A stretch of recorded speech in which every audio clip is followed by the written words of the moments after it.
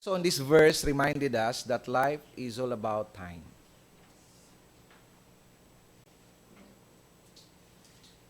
It is not just about doing the right thing, it is about doing the right thing in the right time. Bisag tama nga atong ginahimo, kung dili pod sa saktong panahon, sa saktong lugar, walay pulos ang maayo natong ginahimo, no? So life is all about timing.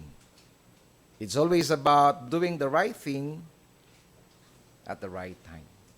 Mga igsoon, I believe nga ang ato ang time sa pagrenta is over.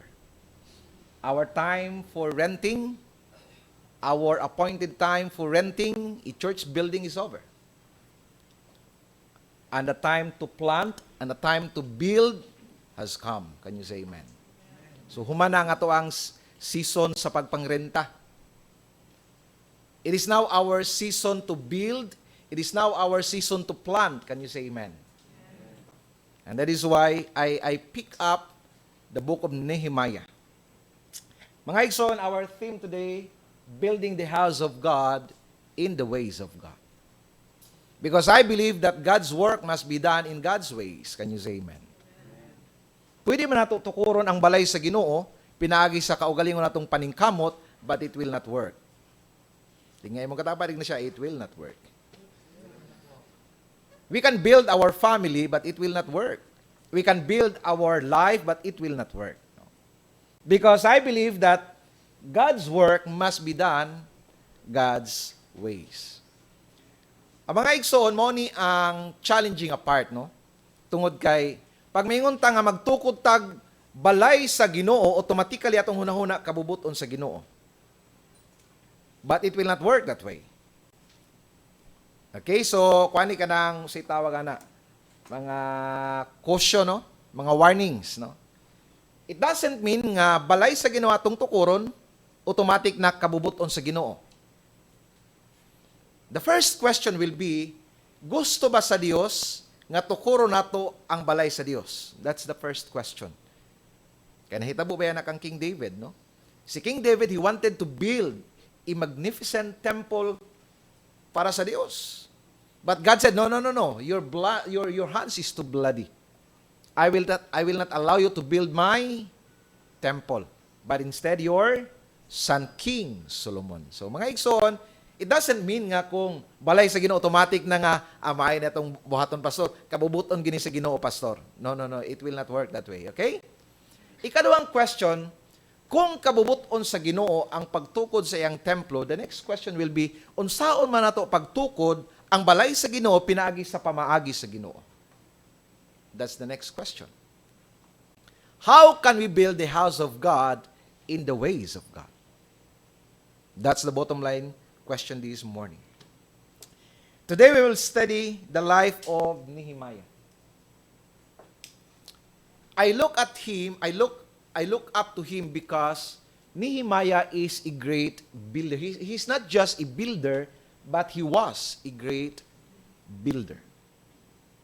And we want to learn how to build like Nehemiah. Can you imagine 52 days? Wow. Yung kuling isang batapatig na siya, pagka-lovely. 52 days, I cannot imagine that one, no? 52 days. Mga igsoon, in one way or the other, we are all builders. We are all builders. We are building something in our lives. Kitang tanan, we are all builders, no?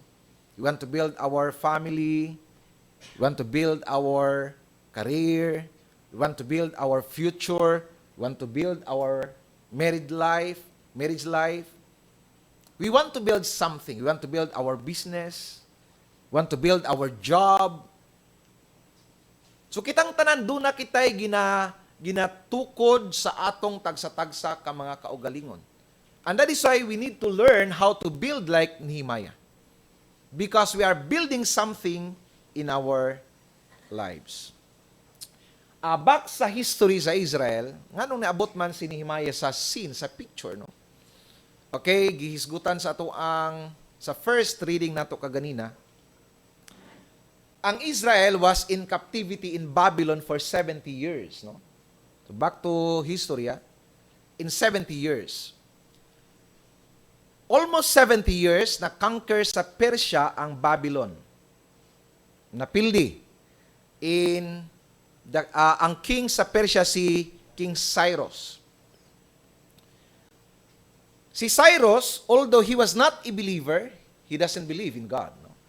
Pero gigamit sa Ginoo si King Cyrus aron ipapauli ang mga Israel dito sa ang mga Israelita dito sa Israel.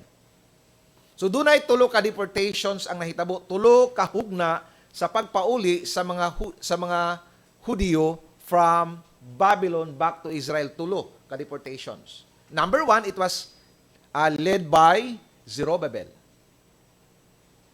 So after 70 years, kipapauli sila in the leadership of Zerubbabel. Si Zerubbabel, pag-abot nila sa Israel, gibuild nila ilang mga houses, they build the temple of God, but they forget to build the wall of the city. The second deportation, it was led by Ezra. Kayo namdo mo sa inyong history, mga Bible school students? It was led by Ezra, and Ezra is not a builder. He was a teacher. He was a scribe. So pag uli ni Ezra dito sa Israel, ang iyang gibuild ang kinabuhi sa mga Israelita, how to worship God, how to serve God in the temple. So muto iyang ipahinumduman ang mga tao sa mga customary, sa mga tradisyon sa Israel sa pagsimba sa Ginoo. But again, they forget to build the wall of the city. And that is where Nehemiah came into our scene. Who is Nehemiah, by the way? He was not a king. No. Okay, in verse 11 in chapter 1, muna atong makita. Nehemiah was a king's cupbearer. So this man, I must say, this man is a trustworthy man. This man is not a man of skills. This man is not a man of intellect. But this man is a man of character. Can you say amen? It takes a good person to become a cupbearer of the king. Ang trabaho aning cupbearer sa hari, tigtilaw, sa iyang pagkaon before mukaon ng hari, kinanglan tilawan ni Nehemiah ang pagkaon sa hari. So even the king doesn't trust ang iyang mga sheep. Only the cupbearer. Even the king doesn't trust completely sa iyang governor, sa iyang leaders of the armies. Only the cupbearer. So this man is a man of character. So morning tawhana nga ang hari doon ay 1,000% nga pagsalig. So can you imagine? Gitilawan na nimo akong pagkaon? Okay na sir, pwede na kamo kaon. So ang kinabuhi sa hari nakasalalay kang Nehemiah. Inani siya nga klasis tao. He's not prominent. Wala siya diri sa tubangan nag-lead sa praise and worship leader. Wala siya diri sa music, nag-drums. No. But he was a man of character.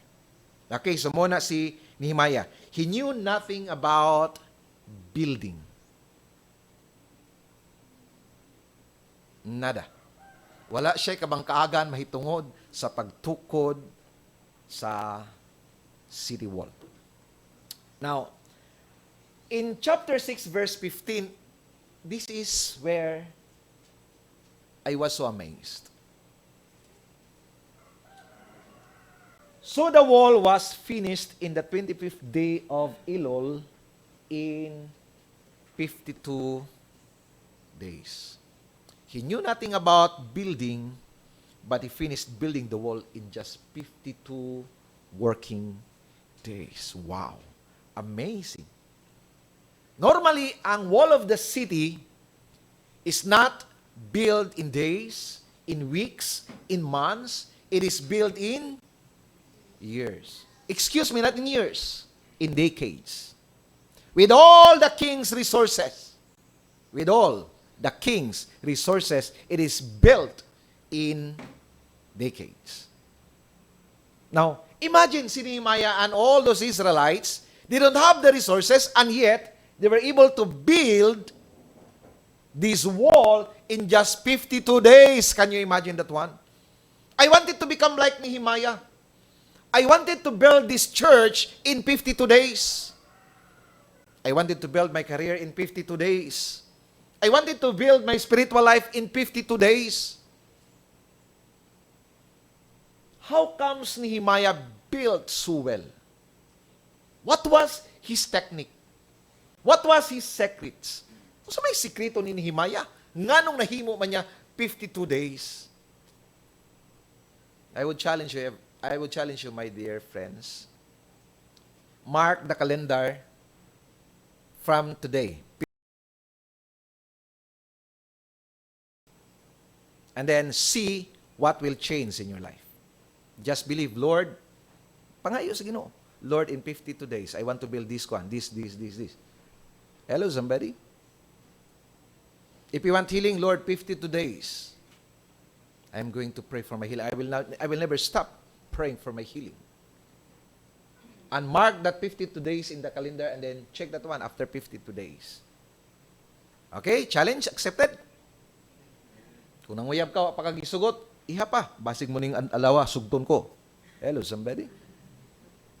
Katong nag-propose, no? Katong gusto mag-propose og minyo. Itunong aning 52 days, gikan karong Dominguha kay kana. Sigurado gisiguro ni Lord, breakthrough gini. Hello, somebody? Ha? Makakaong gitag lechon na Kuya Dexter. Okay, challenge accepted. Kana bitawng build your lives in trusting, having faith in the Lord. Because this is all about trusting. If Nehemiah built that wall in 52 days, I believe it can still happen today. I don't know if this church will be able to stand, rise in 52 days. I don't know. Only God knows. But still, I am praying. I am trusting. Walay mawala sa ako kung musali ko sa Ginoo. Walay mawala sa ako kung magtuo ko sa Ginoo. Just let God be God. Can you say amen? So, nakikiampuan ngay muhang hinigugmas kinabuhi nga, wa pag hindi mo makita simbahan. Pray until 52 days will come. Tagal siya, 52 kaadlaw ka na lang. Uban na ta sa church. Hello, somebody. Okay? Challenge accepted? So ko niya, gabi, ampo na ka. Luhod na ka, Lord. I pray. Katong may mga utang sa inyong wa pakabayad utang. Ampo 52 days nga makabayad sila sa ilang utang sa inyo. Okay? Okay, padayon ta. Okay. Unsa may gibuhat nila? This is the question this morning. Unsa may, tora man na dito, sige po, glingi din. Unsa may gibuhat nila? I wanted to know what the buhat. What the did, no? Unsa ang ilang gihimo? Okay. There are 3 basic principles that we learn in the story about Nehemiah. Number 1, the first thing ay lang gihimo, unsa kaya? Prayer. Tama or tama? Tama. Ikaduha, di pray. Ikaduha. Prayer gahapon kuya. Tama gahapon ka. Ikatulo. Prayer gahapon. That's the basic 3 principles why they succeed in building the wall in just 52 days. They prayed, and they prayed. Walay magic formula. Hello, somebody. Because I believe God's work must be done God's ways. Okay, so ako nang idetalihi unya nganong ni come up sila ana. So, somebody said that the basic principles in buying a property, so naman tayo mga real estate agent din niyo, the basic principles in buying property or properties, unsa man? Number 1, location. Number 2, location. Number 3, location. Pag nindot ang location, dali ginamahalin. Amen? Amen. Okay? Kaya kung kini, naman sa syudad, dugay na ito ni gitukuran. Hello, somebody? Naman diri, sumurag dugay kapita kahuna-huna, no? It took us a pandemic para ta makarealize diri ang church, no? The 3 basic principles in Bible, in biblical interpretation. Na mga Bible school students. 3 basic principles in biblical interpretation. Number 1, context. Number 2, context. Number 3, context. Kung tama ang imong context, imposible magkamali ka. Bisag wala na ka, how to interpret the prophetical, bisag di na to. Kining context lang. Context of the verse within the verse. Context of the verse within the chapter. Context of the verse within the Bible. Hello, somebody. Basic interpretation. Okay, now, they prayed, and they prayed. In Nehemiah chapter 1, verse 1 to 3, si Nehemiah nakadungog. Kay dunay iyang mga kaigsuonan nga gikan sa Israel, nibisita sa Babylon, og nadunggan niya nga the wall of Jerusalem was broken down. It was ruined, it was burned. So, and they said to me, the survivors who are left from the captivity in the province are there in great distress and reproach. So, dako ang kabalaka, ginatamay sila, they were looked down by some other country. So, murag gibiay sila, giyubi sila, munang syudad sa Ginoo, munang city of God. Naka-experience naman na, munang graduate sa seminary, munang church sa Hope of Glory, no? So, ginayubit sila, ginabiay sila. O, ang katong mga survivors, murag ulaw na jud kay sa ilang part. Asa naman ang inyong Ginoo? Kagita ni? Iyon ka nga imong Ginoo. Ang Dios nimo kay Dios sa tanang butang, naghimos tanang butang nganong wa lagi kay butang. Asa naman ang imong Ginoo? Nakaagita ang mga experience inyo nana? Kanang biay-biayon ka? Hello, somebody? So, mo ni ang nahitabo sa mga katawhan nila sa Israel. And in verse 4, I was fasting and praying before the God of heaven. So when he received that news, that bad news, instead nga ma-depress si Nehemiah, he prayed. Instead nga mabalaka si Nehemiah, he prayed. He fasted, he prayed, he knelt down before God, crying before God, confessed his sins. Kung inyo nang basahon, ang chapter 1, 5 to 10, makita niyo diya, nag-ampo, nangayog pasaylo si Nehemiah sa Ginoo. Okay, now, the first principle that we need to learn is prayer. We need to pray. I believe nga si Nehemiah surely knew this verse.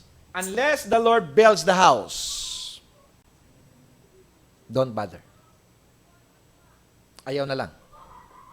Unless the Lord builds the house, it will not work. Can you say amen? It will not work. Unless the Lord builds it. Kaya kung dili naman lang Ginoo ang magtukod, we don't bother building it. Ano man, mabungkag lang ta. Mag-inaway lang ta. Magnilalis lang ta. Hello, somebody? Pag dili kabubuton sa Ginoo, pag dili pinaagis pamaagi sa Ginoo, magkabungkag lang ta. Hello, somebody. And that is why we want to build the house of God in the ways of God. Because God's work must be done in God's ways. Okay. So, I believe si Nehemiah kabaluan nga principle unless the Lord builds the house. In verse 11, O Lord, I pray. That's Nehemiah. I pray. Please let your ear be attentive to the prayer of your servant, talking to Nehemiah himself. And to the prayer of your servants, talking to his prayer buddies. So, doon ay mga prayer partners si Nehemiah. Kinsa kanina mga prayer partners? Of course, the people of Israel. So, dili lang ang pastor ang nag-ampo, dili lang ang pastor ang nagilak-hilak sa Ginoo, load-load sa Ginoo, apil ang mga membro sa simbahan nagluhod, nangandoy sa simbahan nga para sa Ginoo. All of them were praying about this wall. Lord, please grant our desire. Use us, Lord, to rebuild the wall of the city. Can you say amen? Now, how many of you nag-ampo para sa atong church? So, please don't stop praying. And all of us must pray. Kitang tanan, mag-ampo para sa balay sa Ginoo. Now, I don't know, gimension ni Pastora Jane kaganina, 4 months they've been praying, no? Fasting, praying. Can you imagine that one? In verse 1, it came to pass in the month of Chislev. Tama ba po pronounce? Chislev.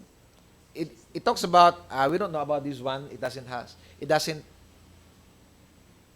dili na lang, never mind na lang.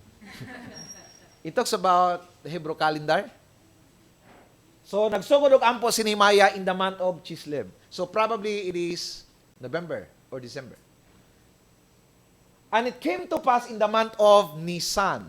Everybody say Nisan. So, lahat itong pick up sa inyong silingan dito, Nisan to. Nisan. Lahat itong inyong gusto nga irigalo kang pastor nga pick up, Nisan to. Kini, Nisan. Hello, somebody.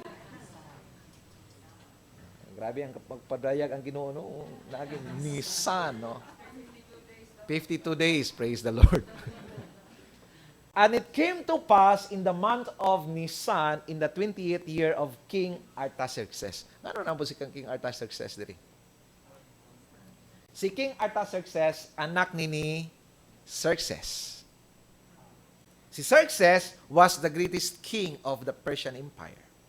So, nana sila sa Babylon na niya, kailan namang nakangker ang Babylon. Si Xerxes, anak ni amahan ni Artaxerxes. Tama? Kini si Artaxerxes, stepson ni Queen Esther. Kaya ano naman ang Queen Esther? Si Queen Esther, ang naghimo si Agray na si Xerxes.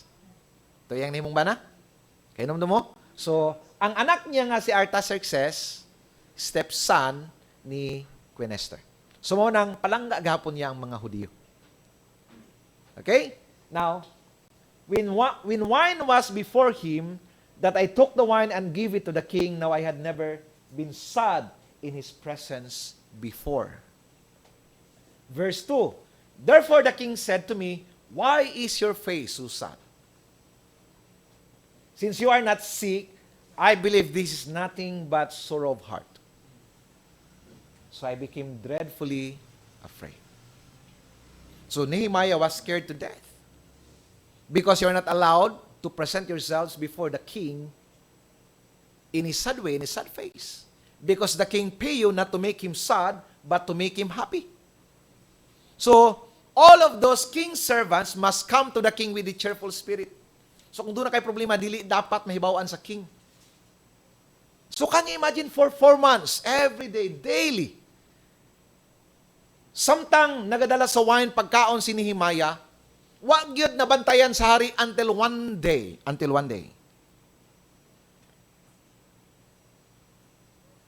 Nakita, nadayag sa kinabuhi ni Nehemiah nga nagaol siya. And Nehemiah was dreadfully afraid. He was scared to death. Why? Because if you look sad before the king, you might lose your head. You are entitled to be beheaded. That's the right word. Pwede ka punggutan ng ulo. Okay, so, and that is why he was so afraid. Nehemiah said, this is it. Mauna ni. Wala na. Impas na ang wall of Jerusalem. Di na matukod. Because he thought that he will die. Okay, now, tanaw na to unsa ang gihimo sa Ginoo. Okay. Tanaw to unsa ang gihimo sa Ginoo. Ingon ang hari, unsa man ang Nehemiah imong naong? What is the meaning of that? Para kagabi kang Goldie dito, minangaon mi dito sa kwan. Salamat kay sa nag-treat sa amo, no? Salamat sa Ginoo. Sa Ginoo day. Salamat sa Ginoo gipakaon mi sa Ginoo kagabi. Salamat sa Ginoo. Salamat sa Ginoo. God bless your heart. Dito sa mong gikanan, dahil babae ingon siya nga, ana siya kang Goldie, why are you so sad? Kung nga dili na siya sad, ma'am, inana gina iyang nawong.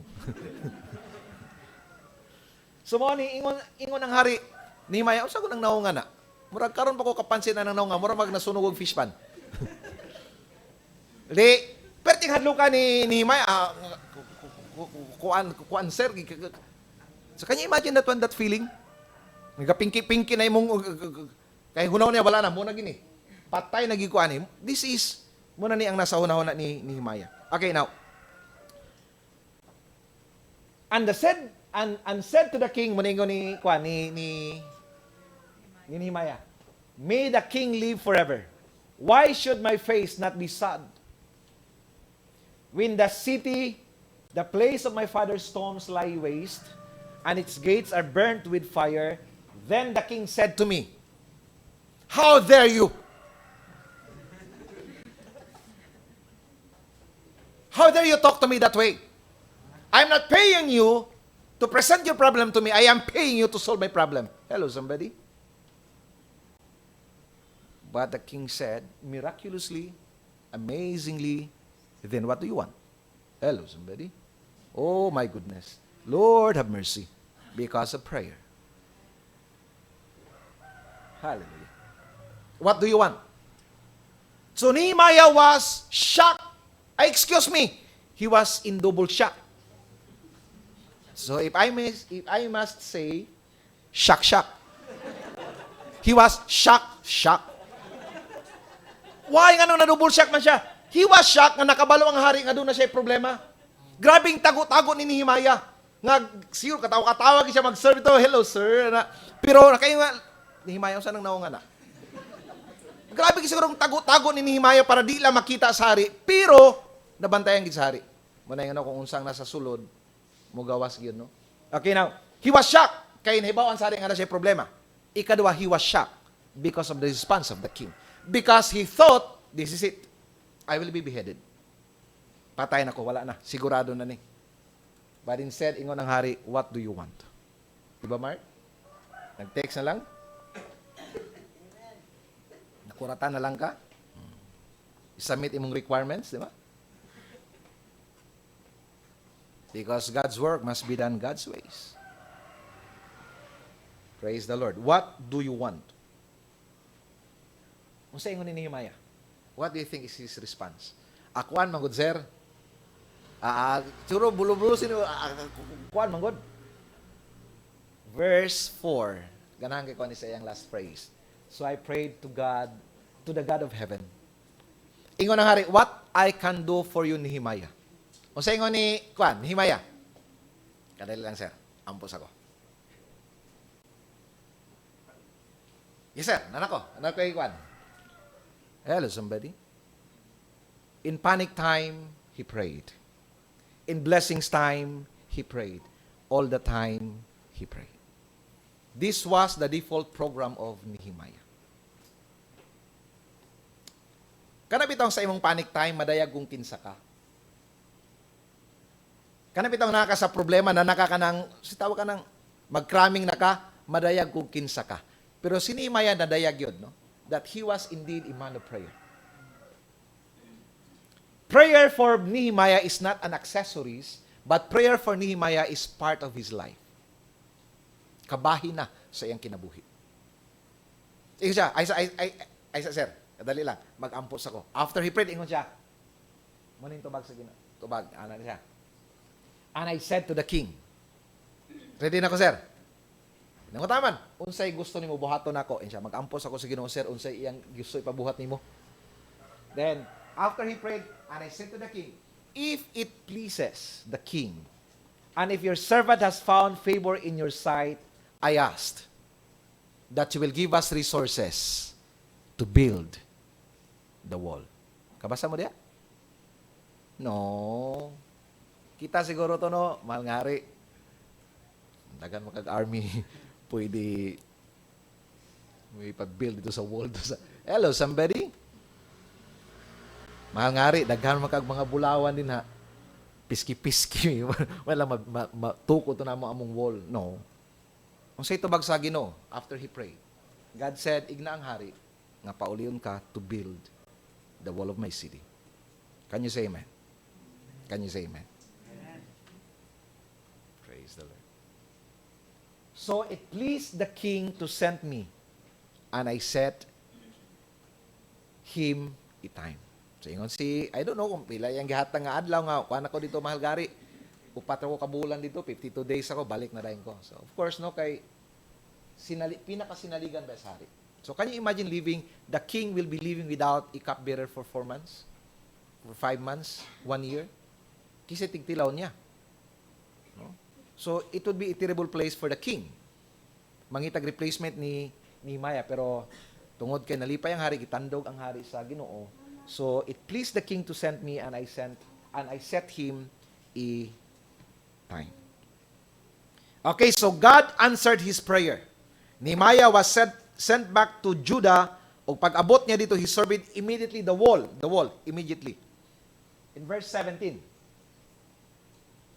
Yang gisurvey ang wall, nakita niya it was totally collapsed from scratch, it was burned, o ingon din siya sa mga katawan. Then I said to them, nana siya sa Israel niya, and I said to them, you see the distress that we are in. How Jerusalem lie waste, and its gates are burned with fire. Come, and let us build the wall of Jerusalem, that we may no longer be a reproach. Verse 18. And I told them of the hand of my God which had been good upon me, and also of the king's words that he had spoken to me. So they said, and the people said, let's go. Let's arise and build it. Wow. That's it? Oh, come on. Kana lang, walay-wali. It was just a simple speech. Kita ba ninyo na grabing pabulak-bulak? Na yung mga humorous illustration sama sa pagwali ni Pastor? No! It was just simple. So, na nakita niya siya, ipadala ko sa Ginoo dinhi, aron tukuron ang wall of the city. And also the king gave approval. He sent me to build the wall of the city. Are you in or are you out? Diretso. Ingon din mga tao. Count us in. Hello, somebody. Because they prayed. Okay. Number 2. Number 1, they prayed. Number 2, they have spontaneity. Tama ba akong pronunciation? Spontaneity. Kung ano ako ang tutor, tama ba? Spontaneity? Okay. O sa'yo buti pa sabutan ng spontaneous. I don't see forcing. Wala sila gipugos ni Nehemiah. I don't see preaching. I don't see inspiring. Wala siya nag-inspire sa ila. Kung talaan mo yung speech, it was just a simple speech. Ipadala ko sa Ginoo para tukuron ang wall of the city, and the king gives approval. Are you in or are you out? Ingon naman tao, count us in. Mga igsoon, I don't see intimidating. This is one of the signs nga kabubuton sa Ginoo ang inyong gihimo. It will just happen naturally. I will repeat that one. Very important phrase. You're not supposed. Dili na nimo kinahanglan mag-intimidate og tao. Dili na nimo kinahanglan mag-challenge og tao. Dili na nimo kinahanglan mangyatak og tao para mahitabo lang ang imong gusto. Pag kabubuton sa Ginoo, it will happen in His own time. Can you say amen?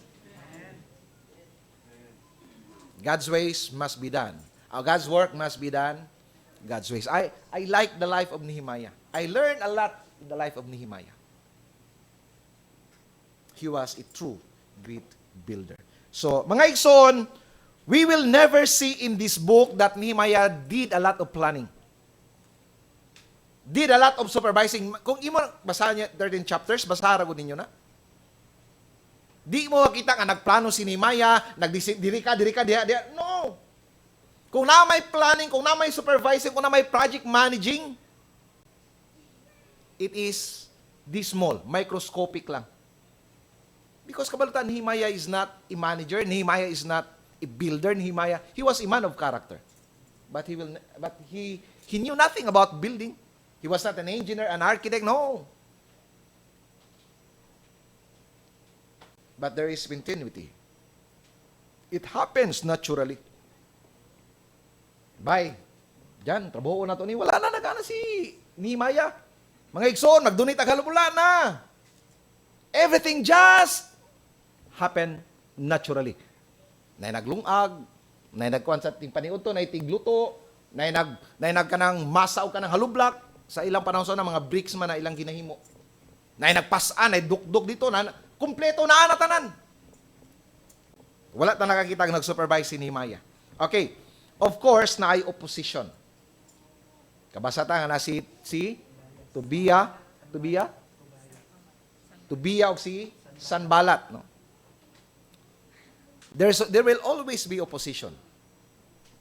Ang kini nga opposition ani coming from the inside and from the outside. Inside na silang Tobiah o si Sanballat, kauban ra nila. Napoy outside na yung mga enemy nila munang gatrabaho sila ang pikas, ang pikas pala. Why? Because anytime pwede mo attack ang mga kaaway, no? So they have an opposition from the outside and from the inside. So basta proyekto sa Ginoo doon na ginay opposition. It could be from the inside, it could be from the outside. But be of good cheer. Ayaw kabalaka. Why? Pagkabubuton sa Ginoo in His time, it will happen. Palakpakan nato. Basta kabubuton sa ayaw nagdako ang isyu ng opposition. Normal gina siya. Ang atoan na lang siguroon, basta kabubuton sa Ginoo, it will happen. Okay, now, in Nehemiah chapter 3 verse 1 to 8, can I read this one? Pwede ra? Okay. Eliashib the high priest and his fellow priest went to work and rebuilt the sheep gate. They dedicated it and set its doors in place, building as far as the tower of the 100, which they dedicated as far as the tower of Hananel. The men of Jericho built the joining section, and Zaccur son of Imri built next to them. Okay, verse 3 to 4. The fish gate was rebuilt by the sons of Hasinah. They laid its beams and put its doors and bolts and bars in place. And Merimoth son of Uriah, the son of Hakuz, repaired the next section. And next to him, Mishulam son of Berechiah, the son of Mishasavel, made repairs. And next to him, Zadok son of Baana also made repairs. Are you enjoying? Okay na, padayon pa ko? 32 verses nino, puros na pangalan, okay ra? Okay ra. Kabalo ko, nag-enjoy mo kay mga Bible reader, biya mo. Okay, verse 5 to 6 ta, layo pa kayo, 32 tama niya. The next section was repaired by the men of Tikwa, by their nobles who would not put their shoulders to the work, but their nobles would not, panagit po na hindi manglihok, no? Normal ginay, na mga kugya, na po tanaw lang, sana na brad? Hallelujah. Praise the Lord. Nagin sa Bible mo, but their nobles would not put their shoulders to the work under their supervisors. Normal lagi. The Shihana gate was repaired by Jehoiada. What's the point of reading all those names? Kataas ba na, Pastor Roy? Kung imong basahon ang 32 verses, makita nimo, and next to him, and next to him, and next to him, and next to him, made repair, and next to him, next to him, there is spontaneity. It just happened naturally. Wala nag-delegate si Nehemiah nga dito ka unsa imong gasa diyan. Dra mo diri ka tipukpok kaning kwa kay may kamo pukpok. Wala. No. Kutob na lang sa tao, ako'y mo trabaho di pastor, ako na pastor.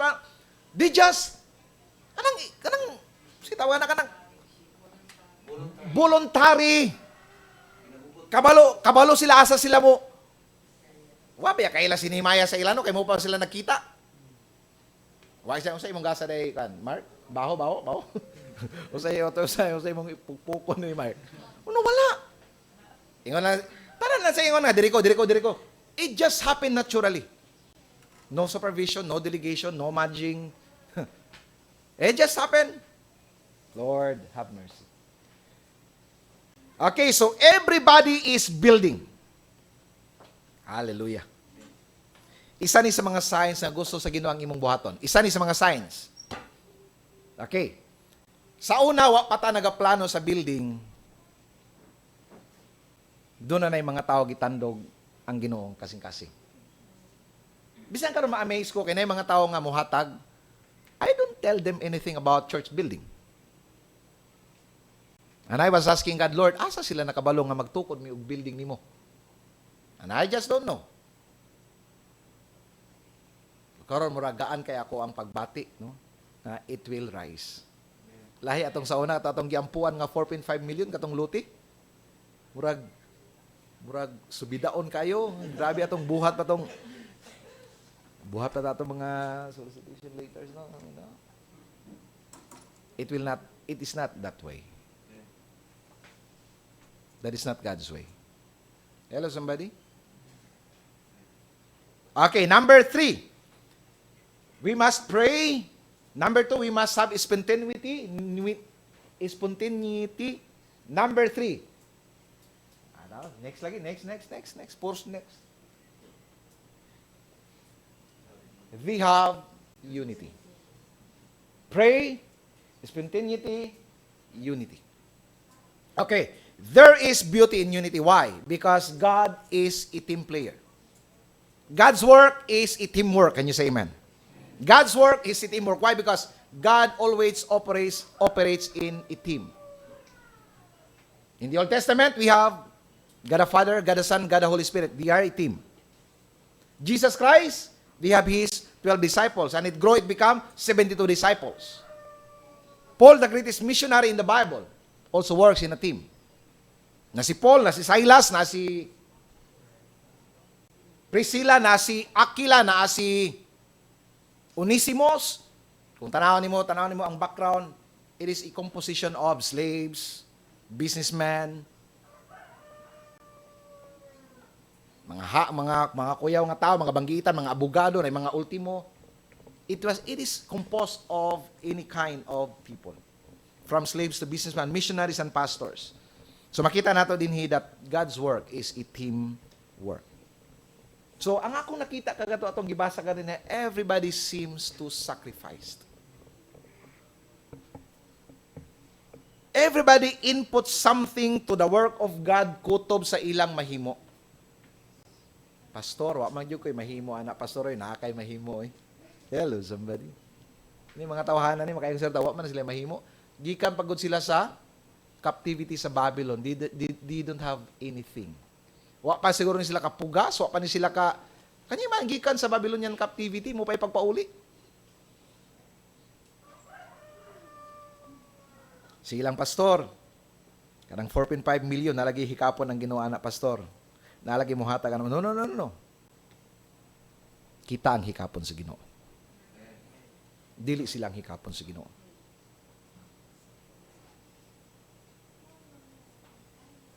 God will touch our hearts to become a sacrificial giver for the house of God.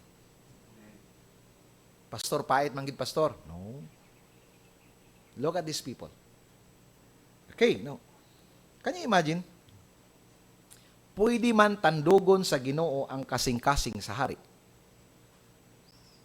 Nehemiah, sa problema, Nehemiah. Ang among wall dito, sir. Sunog lagi, sir. Amo ba? Because I like you so much, because you are a trustworthy man. Okay, I will send my armies to build your city wall. Diri lang ka sa ako, Kaya di ka pwede malayo sa ako. Pwede, dili. Pwede. But that God doesn't touch the heart of the king. Kung sa gihatag sari, yan ang hari. O sige, maghatag og kahoy. Pauli dito, tukod ninyo ang wall of the city. Naghatag og kahoy. Timber. But no other resources ang gihatag. It was just timbers.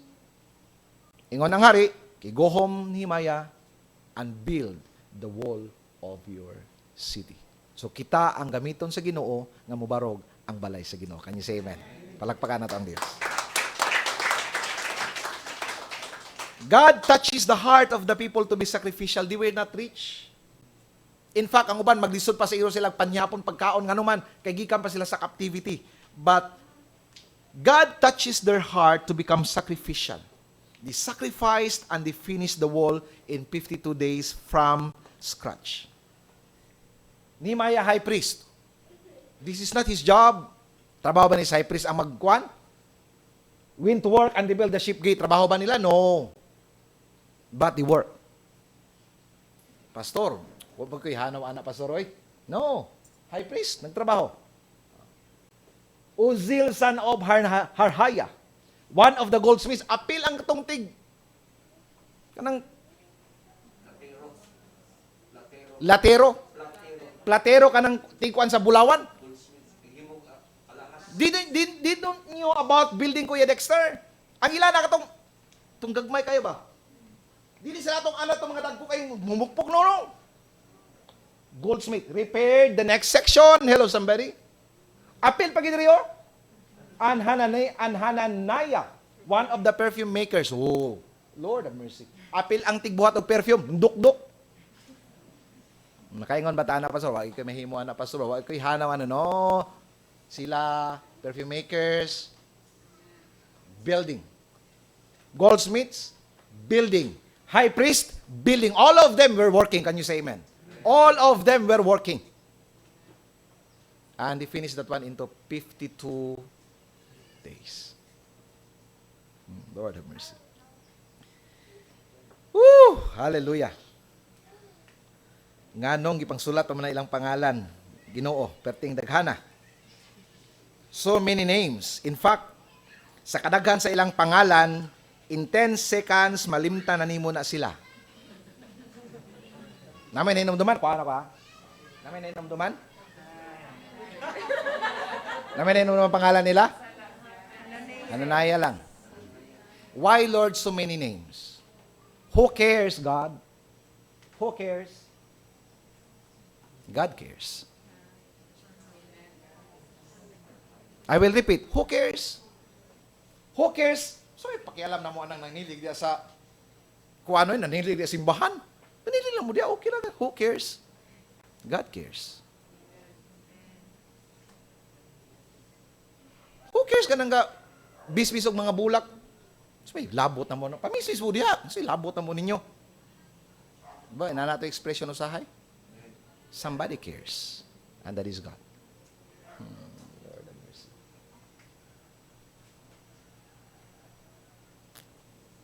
Can I make an announcement? Can I? May I? Shall I? Announcement. Igsoon, many things we do only last for a while. Kalimti na to tanan yung walin ako. Kinilang, ayaw kalimti. Many things we do only last for a while. Some things we do last a little bit longer. Few things we do last forever. I will repeat. Many things we do last only for a while. Some things we do last a little bit longer. Few things we do last forever. God cares. Daghan ta ginabuhat igsuon para sa atong kaugalingon. And it's not wrong. Dautan ba pastor magtrabaho para sa kaugalingon? No, it's not. Dautan ba pastor maningkamot para ma-build up na ako kong pamilya? No, it's not. Dautan ba pastor mag-absent ko simbahan kay para mag-overtime ko kay ikuan? Okay ra, walay problema. It's your call. But remember this one. Everything we do on earth, it has a lifespan. Everything we do on earth, it has a lifespan. Imong trabaho, it has a lifespan. It lasts only for a while, and soon it will be forgotten. Believe me. Pag wala na ka diri sa kalibutan, nobody will remember you in your company. Hello, somebody? Nobody will remember you. Siguro, first year, second year, third year, may hinumduman pa ka, pero after 10 years, you'll be long begun in the memory of those people. But there is somebody who cares. God cares.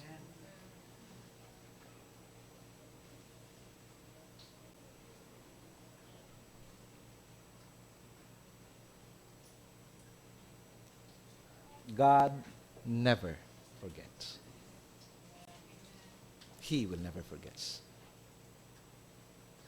Katong gihatag nimo sa building offering na 50 pesos, 100 pesos, 1,000 pesos, 10,000 pesos, 100,000 pesos, it will be remembered by God forever.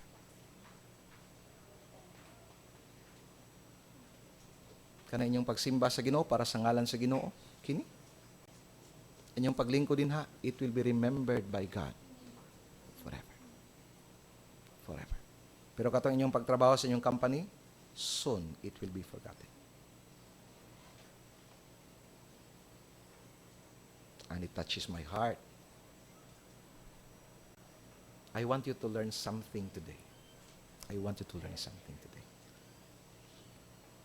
Charles Studd said, we have one life. We have one life, it soon will be past. What we do for God is all that will last.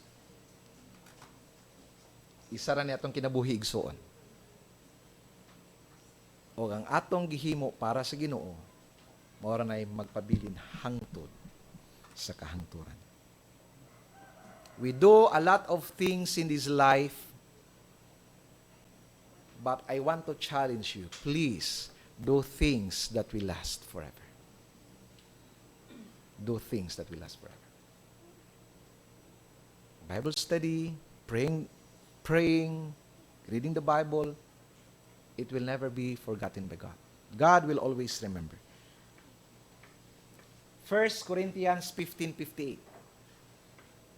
Always give yourselves fully to the work of the Lord. Always. Wala ninyo just sometimes. Wala ninyo if you have time. If it's good, if it's convenient for you, give yourself. Ingon siya, always give yourselves fully to the work of the Lord. Why? Because your labor in the Lord is not in vain. This is the only investment nga sigurado ka doon na kayo makubra sa langit. This is a wise investment. When you do something, try to do something that will last forever.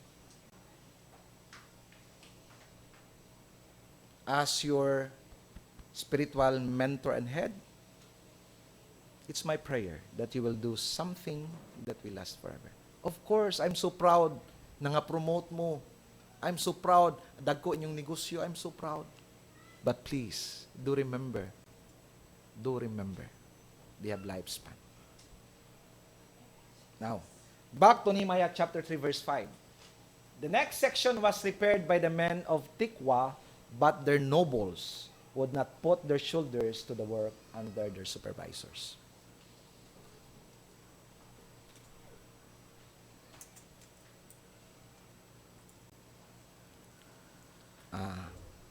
Gamito na ko ang word ni Ate Don. God will always remember. You will always be in the core memory of God. All of us will be in the core memory of God. But the bottom line question, what do you want to be remembered by God? Sa unsang paagi gusto nimo nga hinumduman ka sa Ginoo? Katong someone nga nanguyogpos lang, nagtanaw atong nagbuhat sa buluhaton sa Ginoo. But their nobles would not put their shoulders. God will always remember them.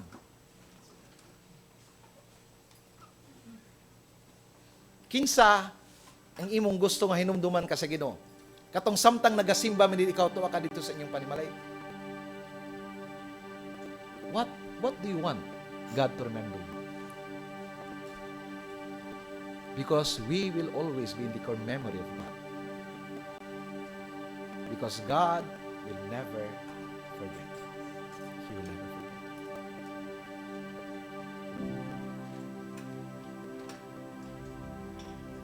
Katong someone nga nagsakripisyo, or katong someone nga walay gihimo. The choice is yours. Lead us all.